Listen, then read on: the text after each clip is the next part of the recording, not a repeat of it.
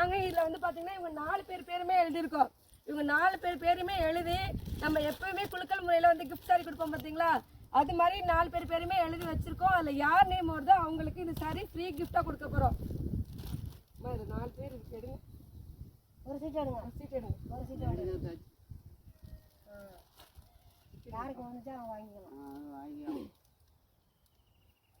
யாருக்கு வேணுதுன்னு பார்த்தீங்கன்னா பானுமதி இந்த அம்மாவுக்கு தான் கிஃப்ட் வந்துருக்கு. இவங்களுக்கு தான் ஃப்ரீ கிஃப்ட் இப்போ வின் பண்ணியிருக்காங்க. இவங்களுக்கு கொடுக்கறதுல ரொம்ப ரொம்ப சந்தோஷப்படுறோம். இந்தாங்கம்மா சாரி. இருங்க உங்களுக்கும் இப்போ வந்து சாரி கண்டிப்பாக உண்டு. நம்ம இவ்வளோ தூரம் வந்து பண்ணுறோம், அதனால உங்களுக்கு இல்லை கண்டிப்பாக கொடுக்கணுங்கிற ஒரு எண்ணத்தில் தான் எடுத்துகிட்டு வந்துட்டோம். சும்மா ஒரு குழுக்கள் போடணுங்கிறதுக்கான யாருக்கு அதெல்லாம்